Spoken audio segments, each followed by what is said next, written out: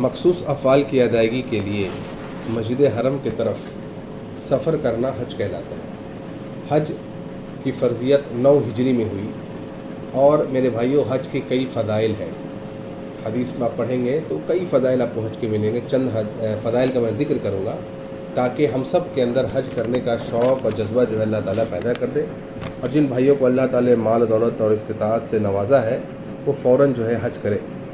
कई फ़जीलतें हैं, जिसमें एक फ़जीलत ये है कि अल्लाह के नबी सल्लल्लाहु अलैहि वसल्लम फरमाते हैं कि जिसने हज किया और जिसने हज मबरूर किया, हज मबरूर से मुराद के फ़िस्क़ फ़ुजूर से एक आदमी दूर रहे, औरतों के पास जाने से दूर रहे, नबी सल्लल्लाहु अलैहि वसल्लम के तरीक़े के मुताबिक हज करे, अल्लाह ताला को रिज़ा करने के लिए हज करे और उसका पैसा जो उसकी कमाई जो माल जो है वो हलाल का हो और बिल्कुल सुन्नत के मुताबिक जो आदमी हज करता है उसको कहते हैं हज मबरूर। अल्लाह से दुआ करी कि जो भी साथी हमारे जो भाई बहन हज को जा रहे हैं अल्लाह ताला उन्हें हज मबरूर अता फरमाए, क्योंकि अल्लाह के नबी सल्लल्लाहु अलैहि वसल्लम फरमाते हैं वलैसा लिल हज्जतिल मबरूरति सवाबुन इल्लल जन्नह, कि आप सल्लल्लाहु अलैहि वसल्लम फरमाया कि हज मबरूर की जज़ा यानी हज मबरूर का जो अजर है जो क़यामत के दिन मिलेगा वो क्या है, जन्नत के सिवा और कुछ नहीं है। लिहाजा सबको ये कोशिश करनी चाहिए कि वो हज मबरूर करे और अल्लाह से दुआ करे कि अल्लाह ताला हमें हज मबरूर अता फरमाए। तो पहली इतनी बड़ी फजीलत है कि मेरे भाइयों, एक आदमी जब हज को जा रहा है तो ये सोच करके जाए कि वो जन्नत कमाने जा रहा है। लिहाजा सुन्नत के मुताबिक तरीके को सीखे, सुन्नत के मुताबिक अमल करे ताकि उसका हज मबरूर हो सके। दूसरी फजीलत ये है कि एक हाजी जो हज करने जाता है या उम्रा करने जाता है, दरअसल ये अल्लाह ताला का मेहमान होता है, ये दूसरी फजीलत है। और तीसरी फजीलत ये है कि अल्लाह ताला उसकी दुआओं को कबूल करता है। जिस तरीके से अल्लाह के नबी सल्लल्लाहु अलैहि वसल्लम फरमाते हैं अलगाज़ी फ़ी सबीलिल्लाह वल हज्जु वल मुतामिरु वफ़दुल्लाह, के जो अल्लाह के राह में जिहाद करता है यानी जो गाज़ी होता है और जो हज और उम्रा करता है वो अल्लाह का मेहमान होता है। आप सोचिए हमारे यहाँ कोई मेहमान आए तो इंसान क्या सोचता है कि मेहमान की अच्छी से अच्छी इज़्ज़त की जाए, खातिरदारी की जाए ताकि मेहमान जो है खुश होकर के जाए। तो जो रब्बुल आलमीन का मेहमान होगा तो सोचिए अल्लाह ताला उसकी कैसी ज़ियाफ़त करेगा। इसलिए अल्लाह के नबी ने फरमाया कि ये जो हाजी और ये जो उम्रा करने जा रहे हैं जो लोग होते हैं और जो अल्लाह के नाम में जिहाद करते हैं, ये अल्लाह के मेहमान होते हैं। दाऊहुम, अल्लाह सुब्हानहू व तआला ने इन्हें दावत दी है। लिहाजा और फ़ाजबुहु, जो कुछ भी वो अल्लाह से मांगेंगे अल्लाह सुब्हानहू व तआला वसअलुहु। तो दूसरी और तीसरी फजीलत क्या पता चली कि अल्लाह सुब्हानहू व तआला का ऐसा आदमी मेहमान होता है और जो भी दुआ अल्लाह से वो मांगता है अल्लाह ताला उसको कबूल करता है। लिहाजा कसरत से हमें हज के अय्याम में, हज के दिनों में दुआ करनी चाहिए। अल्लाह के नबी से फरमाते हैं, सही तरगीब व तरहीब की हदीस है, हदीस नंबर 1100, आपने फरमाया जहादुल कबीर वस्सगीर वद्दईफ वल मरअती अल हज्जु वल उम्रतु। आपने फरमाया कि हज और उम्रा जो है ये एक बूढ़े के, छोटे का, कमज़ोर का और औरत का क्या है, जिहाद है। लिहाजा हज उम्रा हर इंसान को इस्तिताअत है तो करनी चाहिए। आपने फरमाया कि हाजी का जो सवारी होती है उस सवारी के वजह से भी एक हाजी को अजर मिलता है। आपने फरमाया कि एक हाजी का ऊँट जब कोई कदम उठाता है या कदम रखता है तो अल्लाह ताला उसके एक गुनाह, उस हाजी के एक गुनाह को माफ़ करते हैं, एक दर्जे को बुलंद करते हैं, उसके नाम अमल में एक नेकी लिख देते हैं। अल्हम्दुलिल्लाह। मौत बरहक है मेरे भाइयों, हर इंसान को मरना है, पता नहीं कब किसकी मौत आए। लेकिन अगर कोई आदमी हज और उम्रे के लिए गया और हज और उम्रे के दौरान ही वो इंतकाल कर जाए तो ये मौत बड़ी खुशनसीबी वाली मौत है मेरे भाइयों। कैसे अल्लाह के नबी फरमाते हैं सिलसिलत सय्यह के से आपने फरमाया हज और उम्रे के लिए जो शख्स गया और उसी हालत में इंतकाल कर गया तो क़यामत तक के लिए उसके नाम अमल में हज और उम्रे का सवाब लिख दिया जाता है। आप सोचिए कितनी बड़ी बात है। लिहाजा अल्लाह से दुआ करी कि अल्लाह सुब्हानहू व तआला हम सबको हज और उम्रे की तौफीक अता फरमाए। अल्लाह ताला फरमाते हैं कुरान मजीद में सूरह बकरा में आयत नंबर 197 में अल हज्जु अशहुरुम मालूमात, कि हज के मालूम महीने हैं यानी मुकर्रर महीने हज के। वो महीने क्या हैं? वो महीने हमें हदीस से पता चलता है शव्वाल, जिस महीने से हमारा गुजर रहे हैं, ज़िलक़ादा और ज़िलहिज। बाज़ अहले इल्म ने कहा कि ज़िलहिज का पहला अशरा है, बाज़ ने कहा 15। बहरहाल 3 महीने हैं हज के, शव्वाल, ज़िलक़ादा और ज़िलहिज। लिहाजा हज के लिए 5 शुरूत जो है, 5 शर्तें जो है वो वाजिब हैं हज के लिए।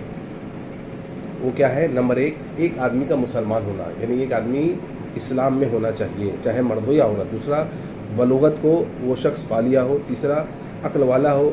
चौथा, वो शख्स आज़ाद हो। और चौथा, इस्तिताअत रखता हो। हज़रत उमर कहते थे रज़ियल्लाहु अन्हु कि मेरा दिल चाहता है कि चंद लोगों को मैं भेजूँ आस पास के इलाकों में, आस पास के शहरों में, और लिहाजा इन फजीलतों को कौन पा लिस्ट सके, बनाए, थोड़ी बहुत लिस्ट में देखें कि वो आदमी और कई फजीलतें इस्तिताअत है, पढ़ेंगे सब कुछ अकल वाला है, तो इन आज़ाद फजीलतों है, का हकदार कौन होगा? नंबर 1 इस्लाम है, अकीदा तौहीद वाला मुसलमान है। लिहाजा अगर तो कोई ये शख्स हज सारी को जा रहा है चीज़ें तो जो उसको हज चाहिए कि के भागे अंदर करे उसके अंदर अगर है, तावीज़ उसके वगैरह बावजूद अगर सब हज पर वो ना अकीदा है कर तो रहा उसको हो, उस अगर अकीदे तुम्हारा को कहते हैं मेरा दिल हटाए और अकीदा तौहीद वाला जिजिया बनाए, इम्पोज तभी कर हज दिया है। फ़ायदेमंद होगा। पर क्योंकि जिजिया अगर लागू अकीदे में जिज्वा शिर्क है, हम जानते हैं, जिजिया अकीदे में किससे अगर जाता है? गुमराही अगर है, अकीदे में अकीदा दुरुस्त नहीं है तो फिर इबादत काबिल कबूल नहीं है। अल्लाह ताला फरमाते हैं सूरह निसा सूरह नंबर 4 के आयत नंबर 16 में, इन्नल्लाह ला यगफिरु अन युश्रक बिही व यगफिरु मा दून ज़ालिका लिमन यशाउ व मन युश्रिक बिल्लाह फ़क़द ज़ल्ल ज़लालन बईदा।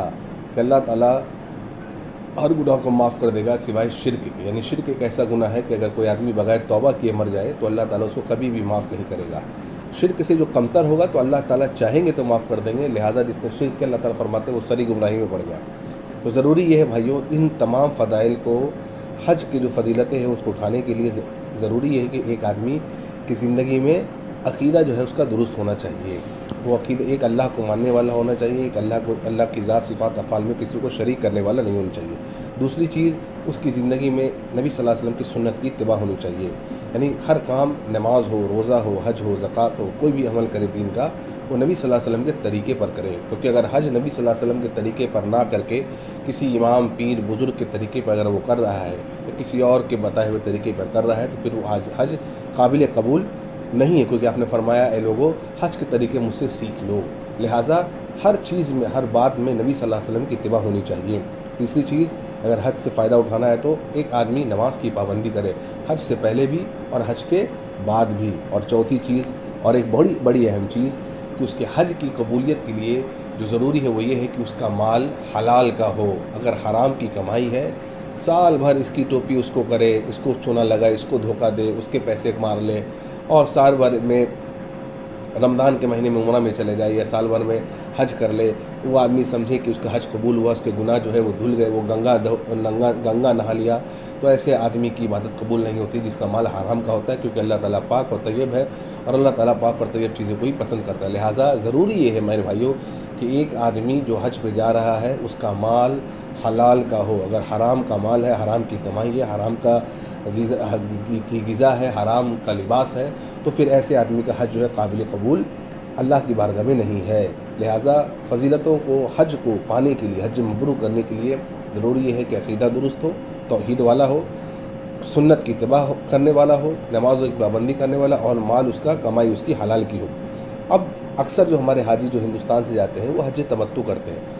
हज की 3 किस्में हैं, हज तमत्तु, हज किरान और हज इफ़राद। वक्त नहीं है कि हम हज किरान और हज इफ़राद पर गुफ्तगू करें। आप उलमा से मसाइल पूछ सकते हैं। जो भाई भी हज पे जाने ज़रूरी है कि वो उलमा से मसाइल को पूछे, उलमा से मसाइल को सीखें हज के। और कोई भी बात हो, ज़रा सा भी डाउट हो तो फ़ौरन उलमा से कांटेक्ट में रहे और उलमा से मसाइल को दरियाफ़्त करें। हम गुफ्तगू करेंगे शॉर्ट में इंशाअल्लाह कि हज तमत्तु किस तरह किया जाए। हज तमत्तु करने के लिए जो हिंदुस्तान वगैरह से जा रहे लोग, अगर वो सफ़र में ही मिकात को क्रॉस करेंगे, यानी एरोप्लेन पे ही अगर मिकात क्रॉस करेंगे, और हिंदुस्तान वाले के लिए मिकात होगा यलमलम, अगर वो सफ़र में ही मिकात को क्रॉस करेंगे तो उनके लिए ज़रूरी ये है कि वो सफ़र एरोप्लेन में, प्लेन में बैठने से पहले ही एहराम पहन लें, उम्रा की नियत कर लें, और जब वो एहराम पहन के उससे क़ब्ल वो गुस्ल कर लें और अपने बदन में, कपड़े में नहीं, एहराम में नहीं, बदन में खुशबू जो है ये लगा लें। एहराम में खुशबू नहीं लगना चाहिए। मर्द के लिए एहराम है 2 अनसिले कपड़े, और औरत के लिए एहराम होगा जो भी वो घर में सलवार जंपर पहनती है नॉर्मल, वो उसके लिए एहराम हो जाएगा। मर्द एक आदमी को चाहिए कि 2 या 3 एहराम लेकर के जाए, क्योंकि लंबा सफ़र है, एहराम गंदा भी हो सकता है बाज़ों का, तो दूसरा एहराम को वो चेंज कर सकता है। लिहाजा एहराम में खुशबू नहीं लगना चाहिए, बदन में वो खुशबू को लगा ले। जब वो बदन में खुशबू लगा ले उसके बाद वो एहराम पहन ले। एहराम पहन करके वो दिल में ही उम्रे की नियत कर ले और फिर कहे अल्लाहुम्मा लब्बैक उम्रतन, अल्लाह मैं उम्रे के लिए हाजिर हूँ।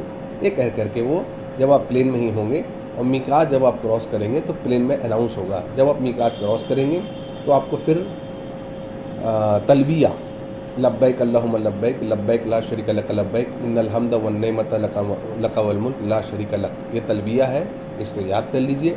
इन तलबियों को, इस तलबिये को आपको बाआवाज़ बुलंद पढ़ना है जैसे ही आप मिकात को क्रॉस करेंगे। तलबिये की फ़जीलत ये है कि जो कुछ भी तलबिया, जो भी चीज़, आसपास की चीज़ें जो तलबिया सुनेंगी वो क़यामत के दिन आपके हक़ में गवाही देंगी।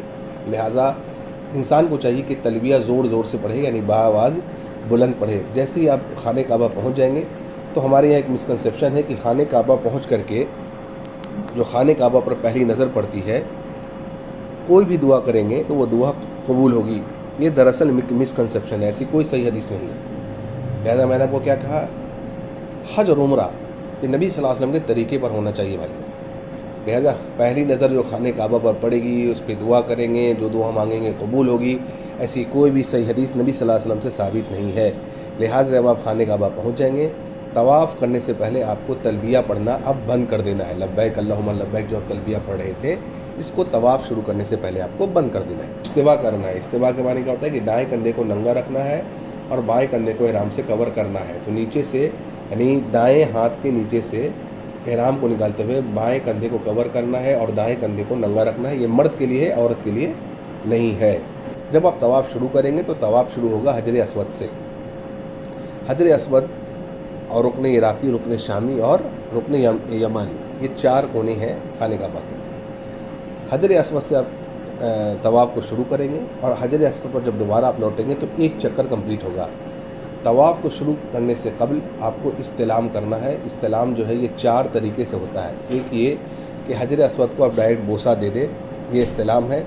अगर बोसा नहीं दे पाए तो अपने हाथ से हजर अस्वद को छुएं और फिर अपने हाथ को बोसा दें, यानी अपने हाथ को किस करें, चूम लें।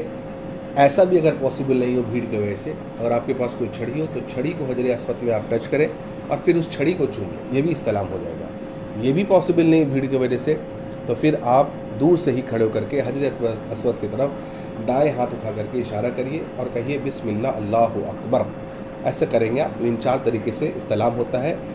भीड़ के मुताबिक जो भी आपको सहूलियत हो वैसे करें। बाज़ लोग जो है सफ़ को चीड़ के जाते हैं और दूसरे के पे चढ़ के जाते हैं, तकलीफ़ दे के जाते हैं, ये मुनासिब नहीं है। हज़रत उमर रज़ियल्लाहु अन्हु को अल्लाह के नबी ने फरमाया, उमर तुम मजबूत आदमी हो, लिहाजा किसी को तकलीफ़ नहीं देना है तुमको। लिहाजा हज उम्रे के लिए आप जा रहे हैं तो ये ध्यान रहे कि तकलीफ़ नहीं देना है। अगर हजर अस्वद को बोसा देने का मौका मिल जाए तो बोसा दीजिए, छूने का मौका मिल जाए तो छूइए, लेकिन अगर मौका नहीं मिल रहा है तो दूर से इशारा करेंगे, यही इस्तिलाम होगा। इस्तिलाम करने के बाद आप तवाफ़ आप शुरू करेंगे।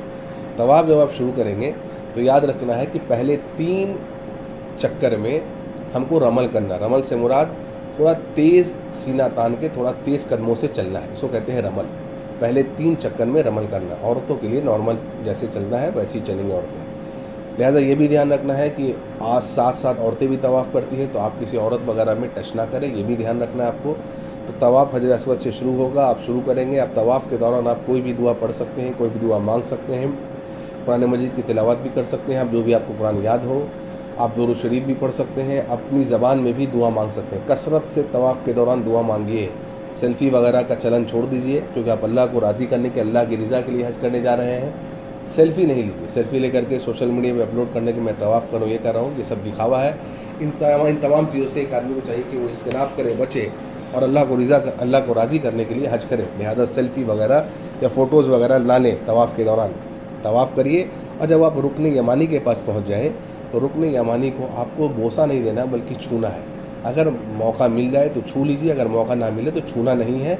रुकन यमानी और हजर अस्वद के बीच में अल्लाह के नबी सल्लल्लाहु अलैहि वसल्लम जो दुआ पढ़ते थे वो थी रब्बना आतिना फिद दुनिया हसनतुन व फिल आखिरति हसनतुन व क़िना अज़ाबन्नार। ये दुआ पढ़ते थे नबी सल्लल्लाहु अलैहि वसल्लम। लिहाजा रुकन यमानी और हजर अस्वद के बीच में हमको ये दुआ पढ़नी चाहिए। बाकी फिर जैसे आप हजर अस्वद पे पहुँचेंगे, एक चक्कर कंप्लीट हो गया। अब दूसरा चक्कर शुरू करने से फिर पहले आप इस्तिलाम करेंगे। हर चक्कर को शुरू करने से पहले आप इस्तिलाम करेंगे। इस्तिलाम के 4 तरीके हमने बतलाए, उसी में 4 में से कोई भी एक आप तरीका चूज़ कर सकते हैं। अब एक ये बात होगी कि आप इस तरीके से हजर अस्वद से शुरू करते हुए 7 चक्कर आप पूरे कर लेंगे। अगर बीच में वज़ू टूट जाए तो फिर आपको दोबारा वज़ू करना पड़ेगा। अगर कोई औरत है, उसको अगर हैज़ आ जाए तवाफ़ के दौरान तो फिर वो तवाफ़ को रोक देगी और तब तक तवाफ़ नहीं कर सकती जब तक वो पाक ना हो जाए।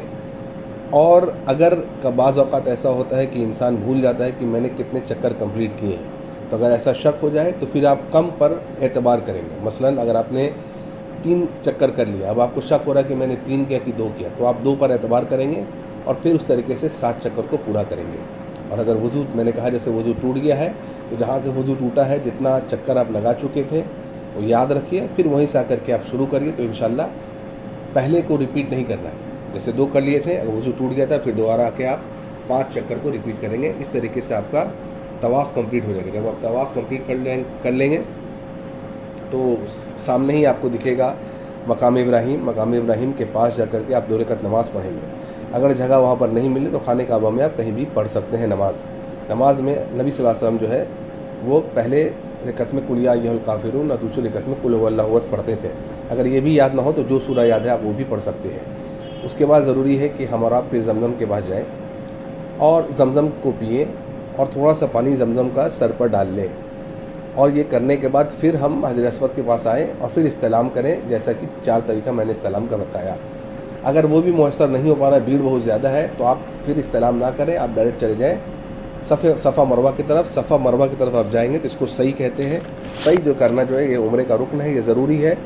लिहाजा जमज़म को पीने के बाद हम चले जाएंगे सफ़ा मरवा की तरफ। जब सफ़ा पहाड़ी की तरफ हम चढ़ेंगे तो चढ़ने वक्त हमको ये दुआ पढ़ना है जो सूरह बकरा में है, सूरह नंबर 2 आयत नंबर 158। सूरह बकरा की आयत नंबर 158 में है, इन्ना सफ़ा वल मरवता मिन शाइरिल्लाह फमन हज्जल बैता अव तमरा फला जुनाह अलैहि अन यतवाफ बिहिमा वमन ततव्वा खैरन फ़इन्नल्लाह शाकिरुन अलीम। ये आयत को पढ़ना है, ये दुआ है, आपको पढ़ना है इस आयत को जब आप सफ़ा पहाड़ी की तरफ चढ़ रहे हैं। जब आप इस आयत को पढ़ते हुए आप चढ़ेंगे, सफ़ा पर आप पहाड़ी पर चढ़ गए आप, जब आप तो अपने चेहरे को खाने काबा की तरफ फेर लेंगे और खाने काबा को देख करके 3 बार अल्लाहु अकबर कहेंगे, अल्लाहु अकबर अल्लाहु अकबर अल्लाहु अकबर। उसके बाद 3 बार ये दुआ पढ़ना है, ला इलाहा इल्लल्लाहु वहदहु ला शरीका लहू लहुल मुल्कु व लहुल हम्दु युहयी व युमीत व हुवा अला कुल्लि शैइन क़दीर ला इलाहा इल्लल्लाहु वहदहु अनजज़ा वहदहु व नसर अब्दहु व हज़मल अहज़ाब वहदहु। ये छोटी सी दुआ है, ये याद कर लेना है हमको और आपको। ये दुआ भी 3 बार पढ़ना है। फिर आपको सफ़ा पहाड़ी पर खड़े होकर ही जो दुआ मांगना चाहते हैं आप अल्लाह ताला से मांगिए। फिर जितना जब दुआ जब मांग चुके हैं तो फिर आपको वहाँ से उतर करके मरवा पहाड़ी की तरफ आना है। बीच में आपको एक ग्रीन लाइट का ये दिखेगा सीलिंग, उस ग्रीन लाइट के बीच में मर्दों को थोड़ा सा तेज़ भागना है, थोड़ा सा। लिहाजा जब उसको आप पार कर जाएंगे फिर मरवा पहाड़ी पर चढ़ेंगे तो फिर वही दुआ पढ़ना है, इन्ना सफ़ा वल मरवता मिन शाइरिल्लाह आखिर तक। और मरवा पहाड़ी की तरफ आप जब चढ़ जाएंगे फिर खाने काबा की तरफ चेहरे को करेंगे, 3 बार अल्लाहु अकबर अल्लाहु अकबर अल्लाहु अकबर पढ़ेंगे। वही दुआ ला इलाहा इल्लल्लाहु वहदहु ला शरीका लहू वाली दुआ पूरी पढ़ेंगे जो मैंने पहले आपको बताया। इसको भी 3 बार पढ़ना है। फिर वहाँ पर भी आपको दुआ मांगना है। अब जब वहाँ दुआ मांग चुके हो तो ये एक चक्कर हो गया आपका। ऐसा नहीं है कि सफ़ा से मरवा गए फिर मरवा से सफ़ा है तो एक चक्कर होता नहीं। सफ़ा से मरवा 1 चक्कर, फिर मरवा से आप सफ़ा हैं तो 2 चक्कर हो जाएगा। इस तरीके से आप 7 चक्कर जब करेंगे तो मरवा पहाड़ी पर आपका 7वां चक्कर कंप्लीट हो जाएगा। जब आपने 7 चक्कर इस तरीके से कंप्लीट कर लिए, अब आप बाहर आएंगे हरम के बाहर, अपने बालों को मुड़वा लेंगे, यानी इसको हलक करवाना कहते हैं हम। आप बालों को कुतरवा भी सकते हैं, बिल्कुल छोटा छोटा करा सकते हैं, लेकिन अफजल है कि बाल को पूरी तरीके से मुड़वा लिया जाए या छिलवा लिया जाए। इसको हलक कराना कहते हैं। जब आपने ऐसा कर लिया, आप एहराम को खोल देंगे, आपको उम्रा हो गया। आप तमाम जो पाबंदियाँ थी एहराम की, अब वो सब की सब पाबंदियाँ हट गई। आप जो है एहराम की पाबंदियों से आज़ाद हो गए और आपका उम्रा हो गया। तो ये आसान तरीके से आप उम्रा कर सकते हैं। अब जो लोग हज तमत्तु कर रहे हैं उनके लिए ज़रूरी ये है कि वे 8वीं जिलहिज को, यानी 8 जिलहिज्जा को, अब वो हज के लिए एहराम बांधेंगे जिस जगह वो ठहरे हुए हैं। जो लोग हज तमत्तु कर रहे हैं, एहराम बांधने से पहले इसी तरह से गुस्ल कर लेना है और खुशबू लगा लेना है बदन पर। एहराम पे खुशबू नहीं लगाना है, याद रखिए। फिर हज के एहराम पहन लेंगे आप। हज की नीयत दिल में करना है और कहना है अल्लाहुम्मा लब्बैक हज्जन। ये कह करके आपको फिर मीना की तरफ रुख कर लेना है, मीना की तरफ जाना है। चाहिए कि मीना की तरफ जो है आप जल्द से जल्द पहुंच जाएं। कम से कम ज़ोहर से कबल आपको मीना की तरफ पहुंच जाना है। अब 8 जिलहिज को मीना में क्या करना है, बहुत आसान है। 8 जिलहिज को मीना में आपको जो काम करना है वो ये है कि ज़ोहर, असर, मगरिब, इशा और फजर, ये नमाज़ों को पढ़ना है अपने वक्त पर। सिर्फ ध्यान इस बात का रखना है कि ज़ोहर, असर और इशा को हम कसर करेंगे। कसर से मुराद ज़ोहर की 4 रकात फ़र्ज़ 2 पढ़ेंगे, असर की 4 फ़र्ज़ को 2 पढ़ना है, मगरिब की 3 फ़र्ज़ 3 रहेगी और इशा की 4 रकात फ़र्ज़ जो है वो 2 रकात हो जाएगी। इसको हमको पढ़ना है, कसर करके पढ़ना है, पूरा नहीं पढ़ना है, क्योंकि नबी सल्लल्लाहु अलैहि वसल्लम का तरीका यही रहा। फिर आप सो जाएंगे मीना में, फ़जर होगी 9वीं जिलहिज की, आप मीना में फ़जर पढ़ेंगे और सूरज निकलने के बाद फिर मैदान अरफा के लिए यानी तुलू आफ्ताब के बाद आप मैदान अरफा के लिए निकल जाएंगे। जब आप मैदान अरफा की तरफ जाएंगे यानी 8 जिलीस को यौमुत तरविया कहते हैं, इस बात को याद रखिएगा। जब मीना से हम निकलेंगे फजर पढ़ के तुलू आफ्ताब के बाद मैदान अरफा के लिए, 9 जिलीस को हम कहते हैं यौम अरफा। ये वकूफ़ अरफा जो ये हज का रुकन है। अगर कोई आदमी अरफा मैदान अरफा में नहीं रुकता है तो उसका हज नहीं होता, याद रखिए इस बात को। इसलिए वकूफ़ अरफा हज का रुकन है। लिहाजा जब हम पढ़ते हुए जाएंगे रास्ते में तलबिया पढ़ते रहिए, रास्ते में अब्बा आवाज़ बुलंद जो है आप तकबीर पढ़ अल्लाह अकबर कहिए, ला इलाहा इल्लल्लाह पढ़ते रहिए और चीज़ें जो है तलबिया वगैरह जो है बावाज़ बुलंद पढ़ते रहिए। अरफात में जब आप पहुंच जाएंगे तो मस्जिद नमरा में आप क़याम करें। अगर जगह ना मिले तो मैदान अरफा में जहाँ भी जगह मिले वहाँ पर आप क़याम कर लीजिए। फिर इमाम जो है वो हज का खुतबा देंगे, हज के खुतबे को सुनना है।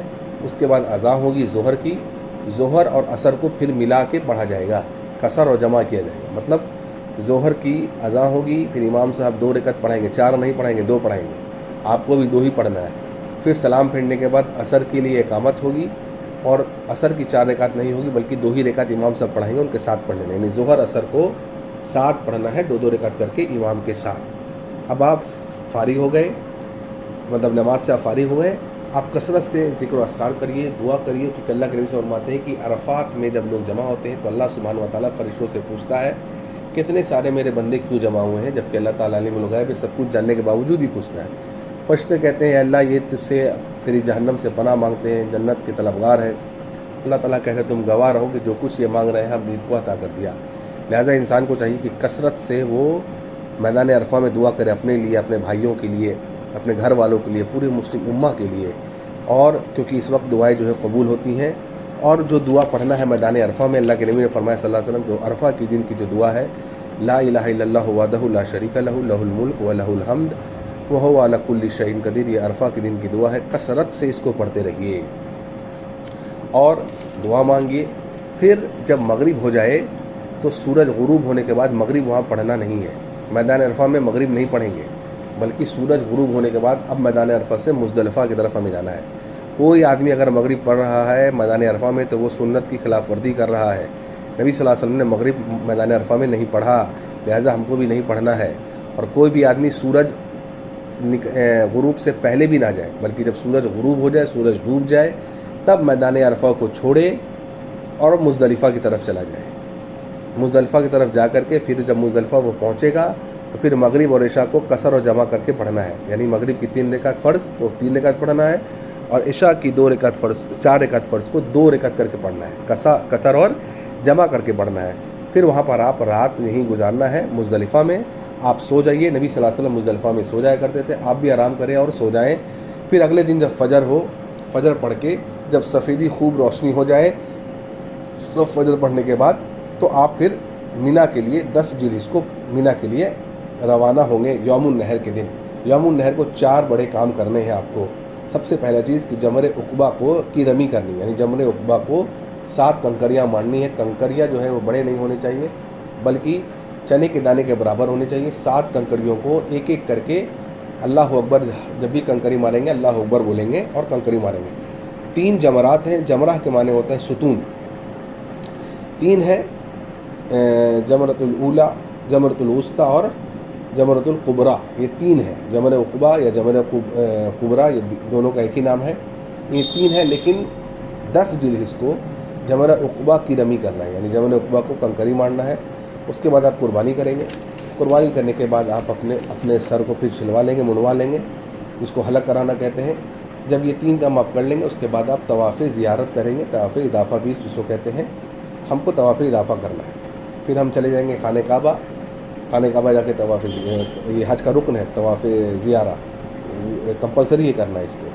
जब हम वहाँ चले जाएंगे, अब वहाँ जाने से कबल आप एहराम को खोल सकते हैं। यानी जैसे ही आपने कुर्बानी कर लिया, अपने सर को छिला लिया, आप एहराम को खोल दीजिए। एहराम की पाबंदियों से आज़ाद हो गए, सिवाय एक चीज़ के कि अभी भी आप अपनी बीवी से हमबिस्तरी नहीं कर सकते हैं। बाकी आप एहराम को खोल दीजिए, अपने सिले सिलाए कपड़े को पहन लीजिए और सिले सिलाए कपड़े पहनने के बाद आप खाने काबा जाएँ और तवाफ़ ज़ियारा करें। तवाफ़ ज़ियारा जो है ये हज का रुकन है, जैसे मैंने आपको कहा। इसमें एहराम नहीं पहनना है, आपको रमल नहीं करना है और इस्तिवा भी नहीं करना है। कर देना है वसी, जैसे हज बस शुरू करते हैं इस्तेलाम करना है, जो 4 तरीके मैंने पहले ही बताया था आपको।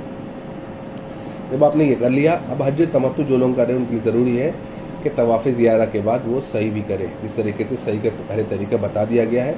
जब आपने सही कर लिया, अब उसके बाद आप फिर तवाफ़ ज़ियारा के बाद आप फिर मीना वापस आएंगे।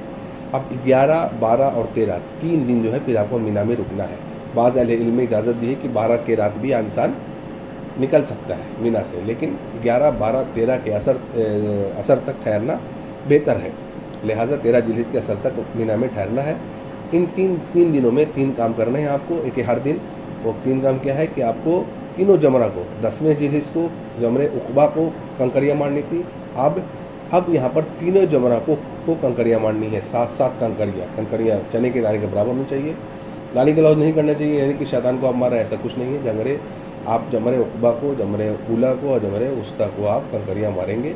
जब ये आपने मार लिया, तीनों दिन तीनों को मारना है। जब उसके बाद फिर आप फिर खाने का आएंगे और मक्का छोड़ने से कबल आप तवाफ़ विदा करेंगे।